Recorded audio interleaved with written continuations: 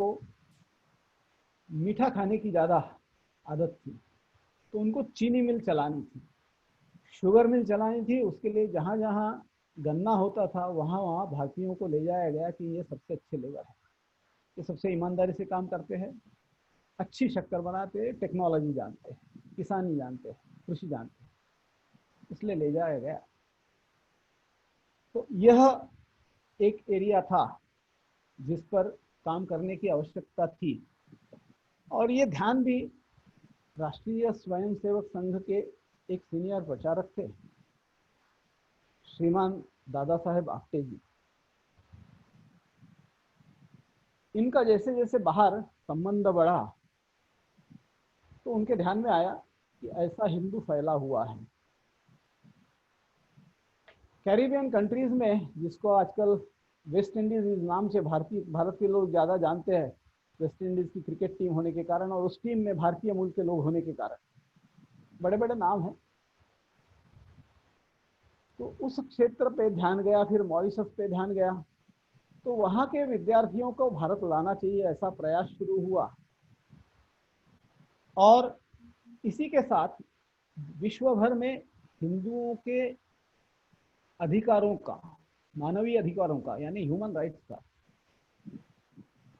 Violation न हो और हिंदुओं का रिप्रेजेंटेशन हो, ठीक से हिंदू धर्म का रिप्रेजेंटेशन हो, इस दृष्टि से दो संस्थाएं बनाने में माननीय दादा साहेब आप्टे जी का रोल रहा। एक विश्व हिंदू परिषद जो 1964 में बनी, और उसके बाद उनका जब प्रवास शुरू हुआ तो वो मॉरिशस भी गए, वो कैरिबियन कंट्रीज भी गए, त्रिनिदाद, सूरीनाम, गयाना, वहाँ के विद्यार्थी लेकर आए, उनको बनारस हिंदू यूनिवर्सिटी और अन्य यूनिवर्सिटीज में उनको दाखिल किया, उसके साथ शुरू हुआ। और तभी से अंतर्राष्ट्रीय सहयोग परिषद यह नाम भी प्रारंभ हुआ। 1969 में पहला कार्यक्रम हुआ था बड़ा, वो कॉन्स्टिट्यूशन क्लब में जो एक बड़ा हॉल है, मौलंकर हॉल इस नाम से जानते हैं, उस हॉल में हुआ। उस हॉल में भरपूर लोग थे, यानी पूरा हॉल भरा हुआ था, 700 की कैपेसिटी है। और मॉरिशस के एक युवा हिंदी लेखक, कवि, इनका सत्कार हुआ। वो दिल्ली पढ़ने आए थे और उनका यहाँ पर पुस्तक छापा गया, उनका सत्कार भी हुआ। वहाँ से यह प्रवास शुरू हुआ। This was 1969। तो तब से यह प्रारंभ हुआ, यानी 50 वर्ष से अधिक हुए, किंतु आगे पीछे होता रहा, कम ज़्यादा होता रहा। ये जो विद्यार्थी आते रहे बाहर से, उनको गाइडेंस होता रहा। और 1978 में ये निर्णय किया गया कि अंतर्राष्ट्रीय सहयोग परिषद को रजिस्टर करने की आवश्यकता है, कारण जो भारतवंशी लोग भारत के बाहर है, इंडियन डायस्पोरा आउटसाइड इंडिया, उनके बीच में काम करने वाली, उनको सांस्कृतिक सामाजिक रूप से जोड़कर रखने वाली कोई एक संस्था आवश्यक है। और इसीलिए इस संस्था का रजिस्ट्रेशन हुआ। 1982 में इस संस्था के सेक्रेटरी के नाते, या तो सेक्रेटरी जनरल के नाते, माननीय बालेश्वर अग्रवाल जी को दायित्व दिया गया। पहले वो थे, जो रजिस्ट्रेशन हुआ उस ग्रुप में भी थे, उसमें भी उनकी भूमिका रही। तो इस तरह से जब विश्व भर में डायस्पोरा की चर्चा नहीं थी,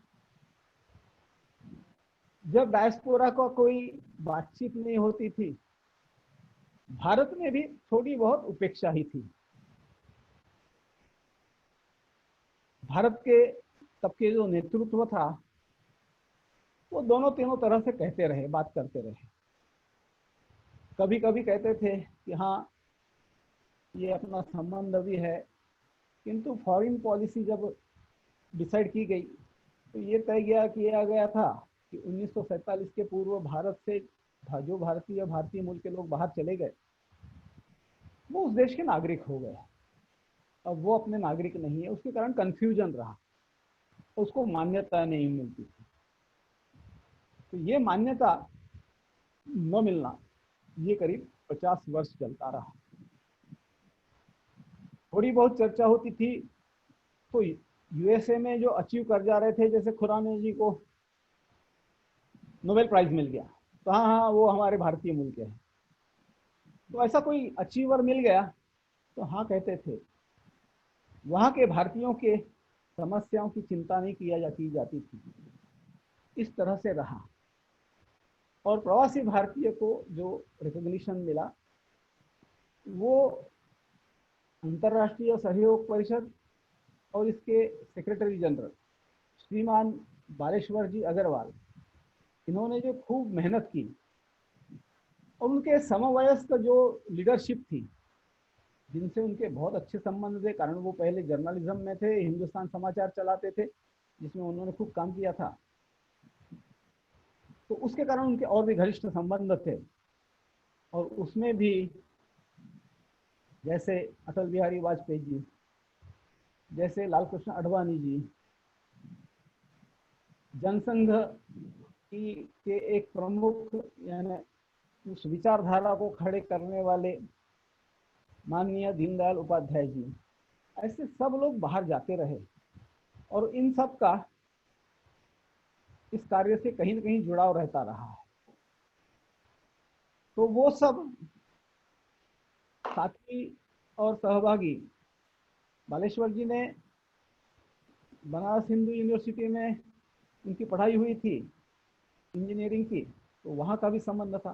तो ये सारे संबंध लेकर बालेश्वर जी ने इस पर कार्य किया, काम को खड़ा किया। और आज हम पाते हैं कि जब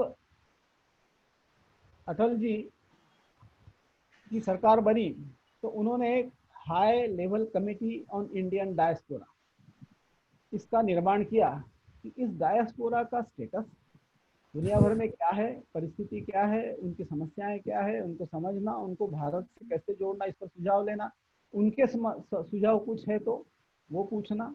और हाँ उनकी तो यह एल.एम. सिंघवी जी के नेतृत्व में अध्यक्षता में यह कमेटी 5 मेंबर कमेटी फॉर्म हुई। उसके साथ सेक्रेटरी एक मेंबर सेक्रेटरी तो 6 लोगों का दल था। उसमें बालेश्वर जी का प्रमुख भूमिका थी, कारण उनके संबंध सब जगह थे।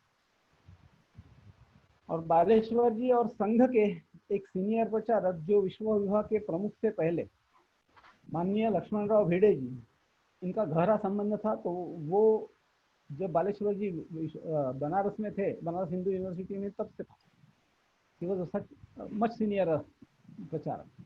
तो इन दोनों के संबंधों के कारण फिर बालेश्वर जी का सब जगह प्रवास हुआ और संबंध हुआ इस कमेटी का के साथ। और उसके जो फाइंडिंग्स थे उसके अनुसार आज प्रवासी भारतीय दिवस मनाना यह हुआ।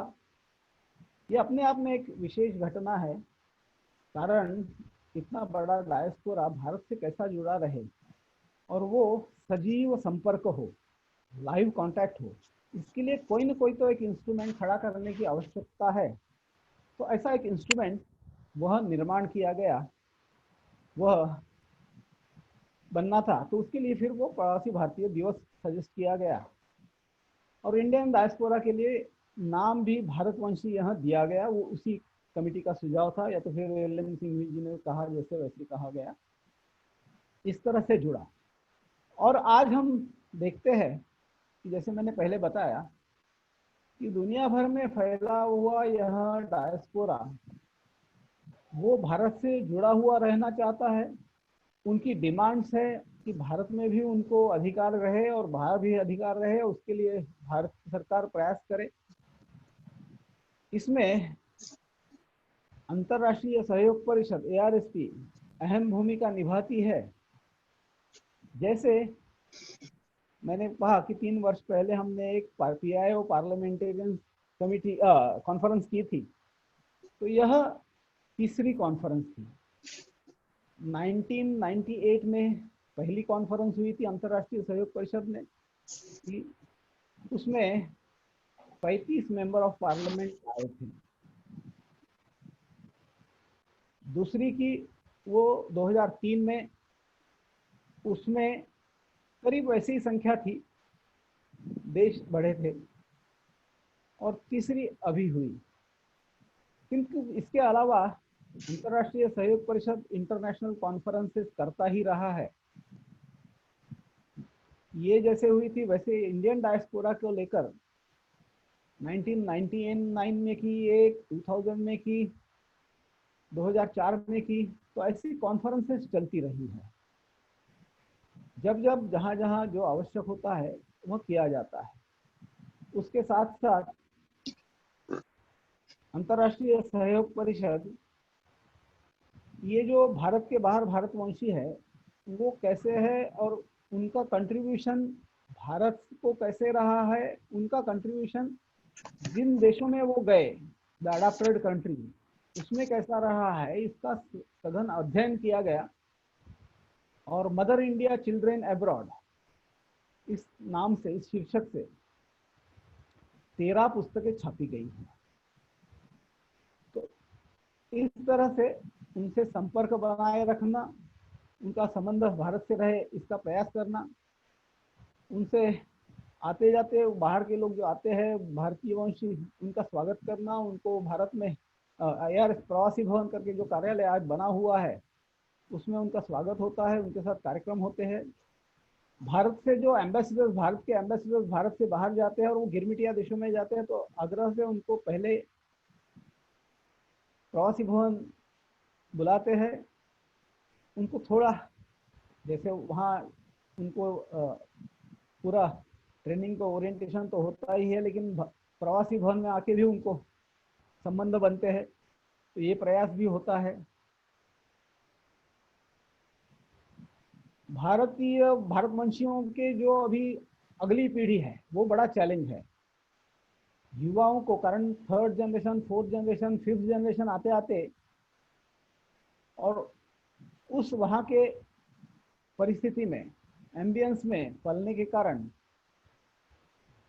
हमारा भारत से क्या संबंध है, हम हिंदी या भोजपुरी क्यों बोले, हमको इंग्लिश आती है, हमारा काम चल रहा है, हमारी मदर टंग जो भी होगी होगी, तुम्हारे माता पिता से बोलते हैं।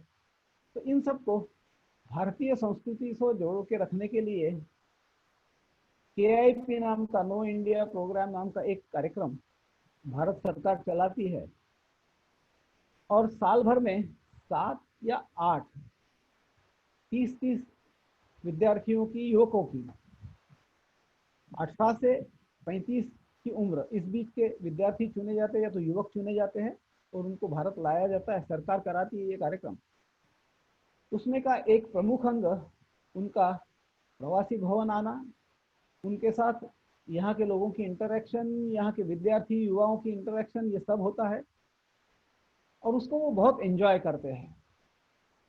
सहसा ये लिख के जाते हैं तो बोल के जाते हैं कि पूरे टूर में हमको किसी ने सुना नहीं, सुनाते ही रहे, कारण भारत का इतिहास वो एक एक एक एक टूर जो होता है वो 3 स्टेट्स पूरा करता है, तो उन स्टेट्स के इतिहास, वहाँ की कल्चर, ये सब करते करते वो देखते रहते हैं, सुनते रहते हैं, लिखते रहते हैं, बोलने का उनको मौका नहीं मिलता है, वो यहाँ मिलता है। तो बड़े खुश होके जाते हैं कि हाँ हमको भी सुना है, आपको पता चला हमारे मन में क्या हुआ है। तो इस तरह से वो जुड़ते हैं। वैसे ही नो योर रूट्स, तो ये जो भारतवंशी बाहर गए हैं, बीच में ऐसा काल रहा कारण वो इंडेंचरशिप डिसकंटिन्यू हो गई, बाहर लेबर जाना 1920 के आसपास पूरा हो गया, 1919 के ही एज ऑन रिकॉर्ड, बट उसके बाद भी होता रहा थोड़ा बहुत, तो 20 के आसपास पूरा हुआ। तो वहां से तो 50 एक वर्ष तो भारत से उनका कोई सीधा संबंध नहीं था।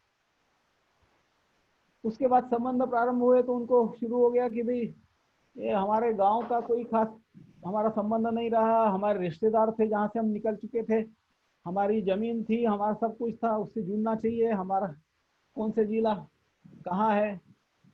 तो वो जोड़ने का कार्यक्रम, वो ढूंढ कर पता करके उनको कनेक्ट करने का कार्यक्रम भी किया गया। अभी भी करते हैं, बहुत डिमांड नहीं आती आजकल, लेकिन पूछते रहते हैं लोग बाहर से जो आते हैं, वो विद्यार्थी विशेषकर पूछते हैं तो वो कहाँ है क्या है, तो उनको जोड़ा जाता है। तो इसमें बड़े बड़े नाम हैं, जैसे अनिरुद्ध जगन्नाथ जी गए थे, जैसे नवीन राम गुलाम गए थे उनके गांव को, और बसदेव पांडे जी का सर्च करने का काम अंतर्राष्ट्रीय सहयोग परिषद ने किया था, उनका गांव तक पहुंचाने का। तो ऐसा इस तरह से कार्यक्रम हुए हैं। डायस्पोरा पर आज बहुत सारी काम करने वाली संस्थाएं हैं, लेकिन अंतर्राष्ट्रीय सहयोग परिषद का अहम भूमिका है और अपना स्थान है। उसके कारण अभी दो इनिशिएटिव्स हम चला रहे हैं। एक है DRRC, diaspora research and resource centre. यह अभी डायस्पोरा से संबंध बनाना, उनके इश्यूज को उठाना, उसको मिनिस्ट्री तक ले जाना, उसके रेजोल्यूशन कैसा होगा वो करना, उसके लिए आवश्यक कॉन्फ्रेंसेस, वर्कशॉप्स, सेमिनार्स करना, ये सब करता है। जैसे गत वर्ष ही एक बहुत अच्छा ऐसा कार्यक्रम किया, सेमिनार कॉन्फ्रेंस की गई इंटरनेशनल, वह महात्मा गांधी के 150वें जन्म वर्ष के विषय में। महात्मा गांधी का डायस्पोरा को जो मार्गदर्शन रहा वो अपने आप में विशेष था, और उसकी चर्चा किए बिना डायस्पोरा की चर्चा पूरी नहीं होती है। इसीलिए 9 जनवरी को जो प्रवासी भारतीय दिवस मनाया जाता है, वो उस दिन इसलिए मनाया जाता है कि उस दिन महात्मा गांधी साउथ अफ्रीका से, दक्षिण अफ्रीका से भारत लौट चुके थे, इसलिए उसको चुना गया था। तो उसके उनके 150वें वर्ष में जग भर के अनेक देशों के विद्वान आए थे। भारत के भी महात्मा गांधी जी के जीवन पर जिन्होंने काम किया ऐसे विद्वान थे, और वह इंटरनेशनल कॉन्फ्रेंस की गई। इस तरह से DRRC की ओर से दो और भी किए गए। 2 वर्ष पूर्व एक कॉन्फ्रेंस की गई भारत में इंडेंजरशिप के पूरे होने पर, 100 वर्ष पूरे होने पर, एक मॉरिशस में की थी, जिसकी थीम थी contribution of Indian diaspora to the development of their adopted countries. उन देशों के इकोनॉमी को, उन देशों के सामाजिक, पॉलिटिकल, डेमोक्रेटिक, इन सारी परिस्थितियों में भारतीयों का योगदान क्या है। तो ये बहुत बड़ा योगदान है, जिसकी तरफ हम ध्यान नहीं देते हैं, और भारत में उसकी चर्चा बहुत कम होती है। जहाँ जहाँ गए हैं वहाँ पर सांस्कृतिक छाप छोड़ी है, वहाँ डेमोक्रेटिक छाप छोड़ी है, वहाँ के पॉलिटिक्स में इनिशिएशन है, अच्छा इनिशिएटिव है। जैसे गिरमिटिया देशों में है, तो आज हम पा रहे हैं कि इलेक्शन आने जा रहा है इस वर्ष USA में, और वहाँ भी चर्चा हो रही है कि वाइस प्रेसिडेंटशिप कोई भारतीय मूल के लीडर हो जाए। और ये मेरी भारतीय को लड़की, मैंने पूछा लड़की कौन है, मेरी बेस्ट फ्रेंड है तू, लड़की कौन है वो? ना, वो छोड़ दीजिए, मैं भारतीय डायस्पोरा की बात कर रहा हूँ। बेस्ट फ्रेंड है? अच्छा, वो कहाँ? ठीक है ठीक है, वो मेरा कहना क्या है, निकी का भी नाम, तो वो उस चर्चा में हम न जाएं। तो भारतीय डायस्पोरा इस तरह से जो अचीव कर रहा है, उसको सबको जोड़ने की, संबंध बनाने की जो ये है प्रयास है, वो DRRC करती है, वह एक अंग है। दूसरा अंग है, भारत से बिछड़े हुआ एक जनसमूह है जो यूरोप भर में फैला हुआ है, जिनको रोमा इस नाम से, जिप्सी इस नाम से जाना जाता है। इनकी अभी तक हमने 2 कॉन्फ्रेंसेस की है, 2016 में एक की, 18 में एक की है। तो वो भारत से जुड़ना चाहते हैं, वो चाहते हैं कि उनको स्टेटस मिले इंडियन डायस्पोरा जैसा। डायस्पोरा नहीं बन सकेंगे, हो सकता है अलग रहे, किंतु ऐसा स्टेटस उनको भी कुछ रिकॉग्निशन मिले। उस दृष्टि से हमने centre for Roma studies and cultural relation, DRSCR, यह एक अंग, यह एक इंस्टीट्यूशन बनाई है जो अंतर्राष्ट्रीय सहयोग परिषद का अंग है। तो इस तरह से विविध विषयों में डायस्पोरा को भारत से जोड़े रखना, यह, और सांस्कृतिक रूप से ज़्यादा, सामाजिक रूप से ज़्यादा उनकी जो समस्या है उनको भारत सरकार तक पहुंचाना, उसके सॉल्यूशंस के लिए प्रयास करना, ऐसे सारे इनिशिएटिव अंतर्राष्ट्रीय सहयोग परिषद के माध्यम से होते रहे, हो रहे।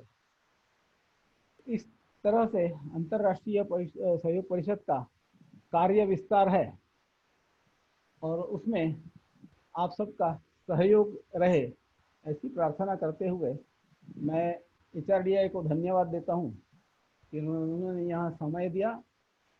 और कुछ प्रश्न कुछ पूछना है, सजेशंस है, तो they are welcome. Comments also, like somebody asked about the lady, that's okay, that's okay। वो इंडो अफ्रीकन गड़बड़ है।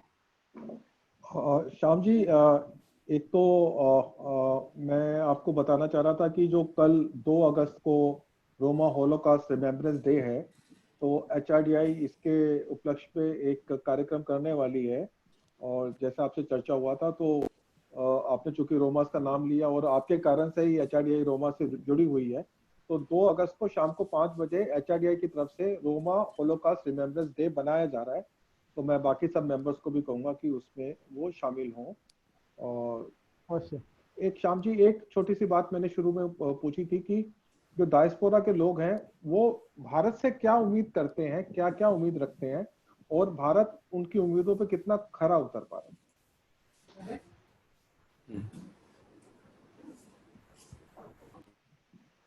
देखिए, सरकारी विषय और पॉलिटिकल विषय ये जैसे चलते हैं वैसे चलते हैं। तो पहले उनके लिए PIO कार्ड, फिर OCI कार्ड, ये सब चलता रहा, वो चला है। अब इलेक्शन में उनको वोट होना है, उनको विशेष राइट्स होना है, यहाँ पर प्रॉपर्टी में भी और बाकी भी, तो ये तो चलता रहेगा। उसमें सरकार धीरे धीरे एक एक करती रहती है। वो सारी बातें ठीक है, अपने जगह है, किंतु उसके अलावा उनका जो सांस्कृतिक सामाजिक संबंध है जिसको रिकॉग्नाइज करने की आवश्यकता है, और उनकी जो समस्याएं आती हैं उन देशों में, जैसे मिडिल ईस्ट के लेबर का मैंने विषय उल्लेख किया था, वैसे ही अभी गयाना में जो वहाँ पर जो समस्या खड़ी हो गई है डेमोक्रेसी की, तो भारत सरकार बोल नहीं रही है।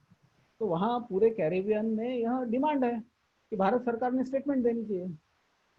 भारत सरकार की अपनी पोजीशन है, तो इसलिए ये चलता रहेगा। उसमें हम बहुत, सरकार क्या करती है, तो कारण जियोपॉलिटिक्स में अलग अलग विषय होते हैं और अंडरस्टैंडिंग होते हैं सुपर पावर्स के साथ, अदर जो पावरफुल कंट्रीज हैं उनके साथ।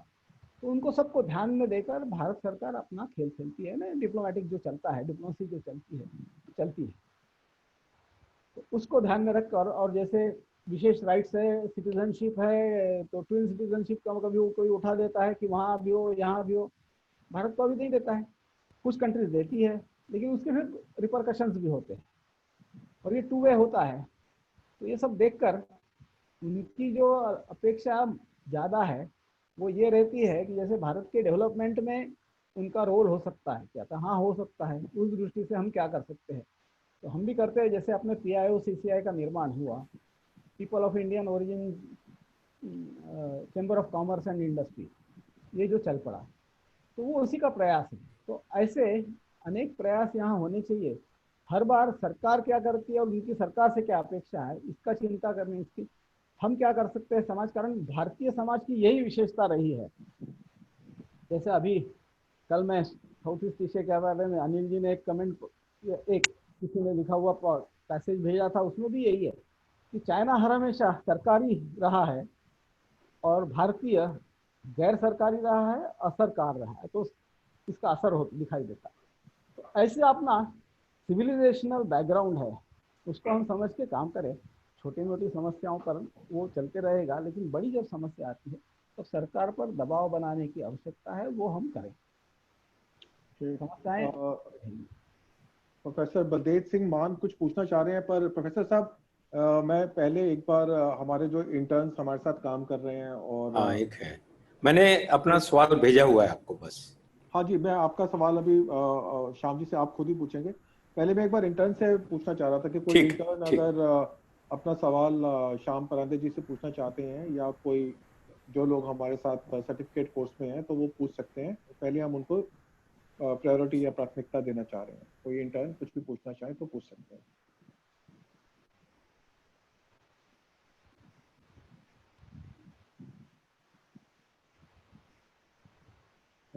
यस मान साहब, आप पूछिए, आप अपनी बात खुद ही रखिए। Sorry, Utkarsh please ask your question. अच्छा, ठीक ठीक ठीक। Utkarsh ask your question. Utkarsh. Sorry, sir. It was just like I put the hand button and raise my hand. Sorry, sir. Sorry for it. Okay okay, मान साहब ओके। प्लीज। मान अच्छा, साहब आप पूछिए। श्याम जी नमस्कार। श्याम जी, हमारे जो अंतर्राष्ट्रीय सहयोग परिषद के साथ हमारी फ्रंटल ऑर्गेनाइजेशंस अलग अलग जगह पे किस नाम से काम करते हैं, हमारे लिए उसके बारे में अगर थोड़ी सी रोशनी डाले तो अच्छा रहेगा। सर, फ्रंटल ऑर्गेनाइजेशन ऐसा ARSP का कुछ नहीं है। भारतीय समाज जहाँ जहाँ जाता है वहाँ उनकी विशेषता है कि वो अपनी संस्थाएं बनाते हैं। So there are many groups, multiple groups, और इसमें विविधता है। भारत में जितनी विविधता है वो सारी वहाँ रिप्रेजेंट होती है। उदाहरण के लिए मैं यदि बताऊं तो USA में भारत की जितनी जातियां हैं उनके सबके अपने एसोसिएशन रजिस्टर्ड है। भारत के समूह जितने हैं, या तो आजकल जो चल पड़ा है ये स्पिरिचुअल ऑर्गेनाइजेशन, भक्ति, इन सब की ऑर्गेनाइजेशन वहाँ पर रजिस्टर्ड है। तो ये तो सब जगह है। और भारतीय मूल का व्यक्ति जहाँ गया वहाँ पर एक तो सामाजिक इनिशिएटिव रहता है थोड़ा ज़्यादा, और खुद का नाम करना, काम करवाना, खुद इनिशिएटिव लेकर, इसलिए ये बनती है। किंतु कुछ सीरियस काम भी करने वाली ऑर्गेनाइजेशन धीरे धीरे खड़ी हो रही है। ग्लोबल ऐसा किसी का ये नहीं है। जो है वो संघ से संबंधित संस्थाएं हैं, जैसे सेवा इंटरनेशनल का नाम लेना चाहिए, जैसे हिंदू स्वयंसेवक संघ का नाम लेना चाहिए, जैसे विश्व हिंदू परिषद का नाम लेना चाहिए। तो ये ग्लोबल एक्सपांस है। लेकिन बाकी देशों, बाकी संस्थाएं जो है वो अलग अलग उन देशों में बनी हुई संस्थाएं हैं। ऑस्ट्रेलिया में हिंदू काउंसिल ऑफ ऑस्ट्रेलिया है, अफ्रीका में हिंदू काउंसिल ऑफ केनिया है, Hindu council of whole of Africa है, ईस्ट अफ्रीका की एक बनी हुई है। ऐसा प्रयास चलते रहता है। हिंदू काउंसिल ऑफ UK है। तो ये ऐसी संस्थाएं बनी हुई है और इनका ग्लोबल ये नहीं है, उन देशों में है। त्रिनिदाद में एक NCIC करके संस्था है, national centre for Indian culture, उससे अपना MOU है। मॉरिशस में ह्यूमन सर्विस ट्रस्ट है, अपने आप में विशेष कार्य चलाते हैं सेवा का। तो ऐसे कुछ संस्थाएं हैं विविध देशों में जिनसे अपना संबंध है। रामायण के खेलने वाले बहुत से ग्रुप्स हैं। तो जैसे मॉरिशस में भी रामायण सेंटर बना हुआ है, जिसको पार्लियामेंट ने एक ये पास किया, एक्ट पास किया और वो बना है। राजेंद्र अरुण जी उसको चलाते हैं और उनकी श्रीमती जी जी। तो ऐसे सेंटर बने हुए हैं। फिजी में बहुत तेरे हैं, हर गांव में रामायण खेलने वाली मंडली है और वहाँ का रामायण अपने आप में एक अलग सा खड़ा हुआ है। तो ऐसी संस्थाएं फैली हुई है। जितनी डायस्पोरा के विषय में काम करती है उनसे कुछ न कुछ संबंध बनाने का प्रयास चालू हुआ है। गोपियों गत वर्ष हमने प्रयास किया था, वो प्रयास करीब 400 संस्थाओं तक हमने चिट्ठी पट्टी भेजी, लेकिन 7 संस्थाओं का रिस्पांस आया। तो इस तरह से है। और अभी गोपियों का नाम लिया गया है। गोपियों भी एक है जो बीच बीच में काम करते रहते हैं, और उसमें 2-3 धड़े हो गए, 4 धड़े हो गए, ज्यादा भी होते हैं। तो ये इस तरह से उनका है, एक्सपांस भी है, उनके कॉन्फ्रेंसेस तो नहीं, ऐसा नहीं, और उनका कंट्रीब्यूशन कहीं ना कहीं रहा है। लेकिन आज के परिस्थिति में अभी उनसे ARSP का सीधा बहुत लेन देन ऐसा नहीं है। वो लोग आते हैं तो मिलते हैं, हम लोग जाते हैं तो उनसे मिलते हैं, इतना ही एक्सचेंज होता है। प्रवासी भारतीय दिवस में भी इकट्ठा आ जाते हैं कभी कभार। इस तरह का संबंध है उनसे। बहुत बहुत धन्यवाद जी। और कोई साथी अगर कुछ बात श्याम जी से पूछना चाह रहे हैं?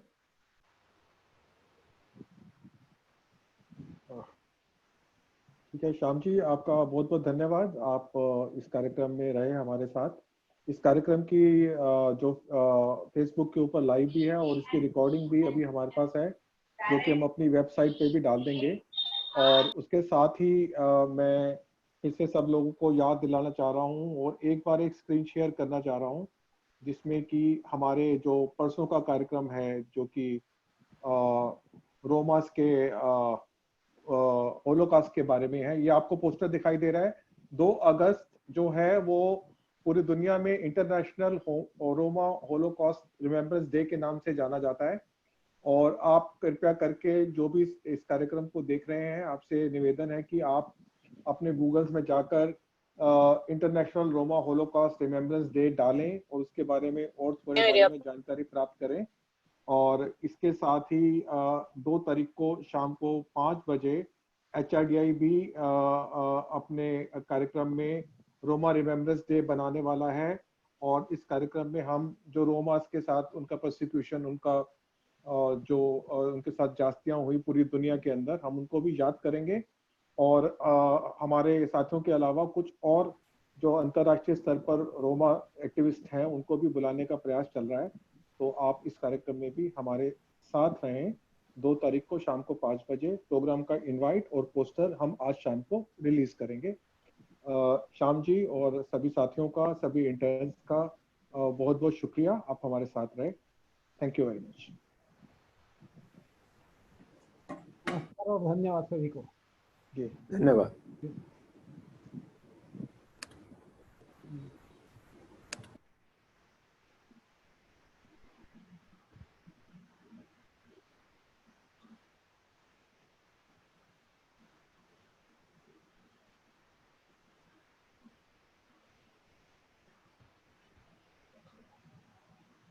चलिए।